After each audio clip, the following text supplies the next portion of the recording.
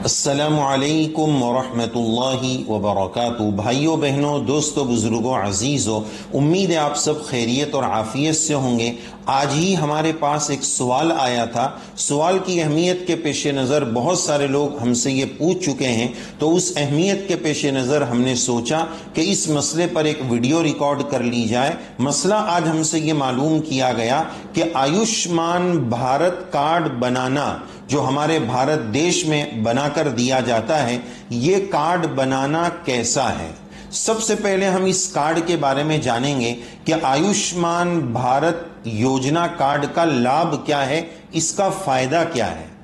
اس میں سرکاری امداد دی جاتی ہے، گورنمنٹ کی طرف سے مدد دی جاتی ہے، لیکن وہ مدد کیش کی صورت میں نہیں دی جاتی ہے، بلکہ 30، 40، 50 روپے کا ایک فارم بھرنا پڑتا ہے، وہ کاغذی پیپر ورک کرنا پڑتا ہے، کاغذی کارروائی ہوتی ہے۔ پھر اس کے بعد اللہ نہ کرے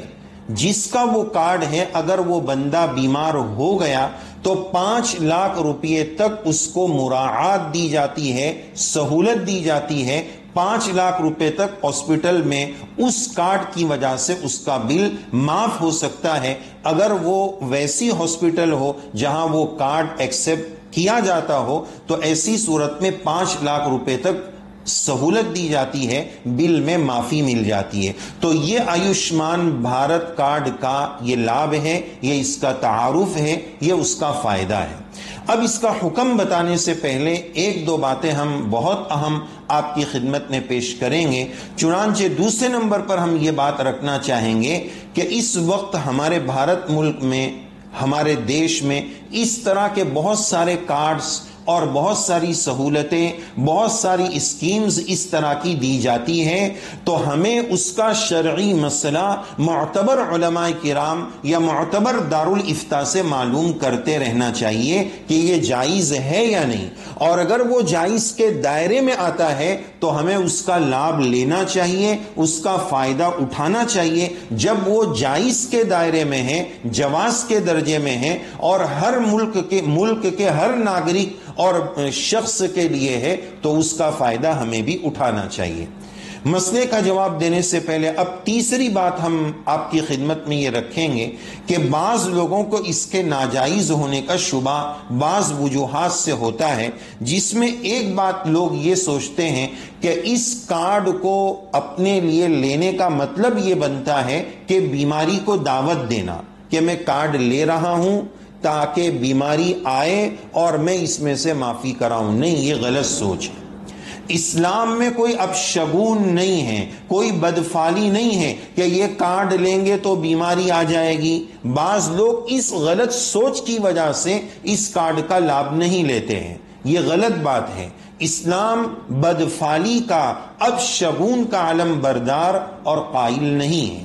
دوسرا، بعض لوگ یہ بولتے ہیں کہ یہ آیوشمان، یہ لفظ کیا ہے، یہ عجیب سا لگتا ہے، اس لیے یہ صحیح نہیں ہے۔ بھائی، آیوشمان کی تحقیق یہ کہ اس کا مطلب ہوتا ہے لمبی عمر، درازگی عمر، تو اس میں کوئی برائی کی بات نہیں ہے۔ تیسری بات، بعض لوگ اس میں یہ سمجھتے ہیں کہ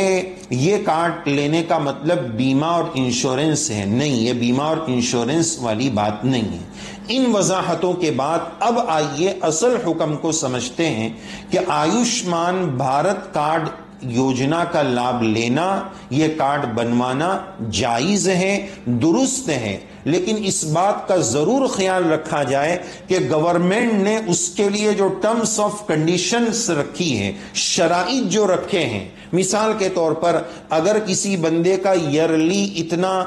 کسی بندے کی ایک سالانہ اتنی انکم ہوگی تو ہی وہ یہ کارڈ کا لابھ لے سکتا ہے، تو اگر آپ اس شرائط پر، ان ٹرمز آف کنڈیشنز پر پورے اتر رہے ہیں تو آپ کے لیے وہ کارڈ لینا بالکل جائز اور درست ہے۔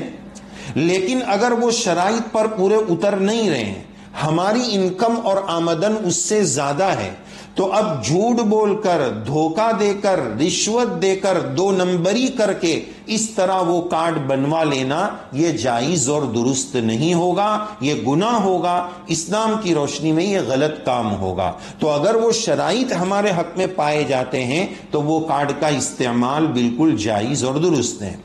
آخری بات اس سلسلے کی ہم یہ واضح کرنا چاہیں گے کہ بعض لوگ یہ کہتے ہیں کہ مولانا صاحب اس میں جو شرط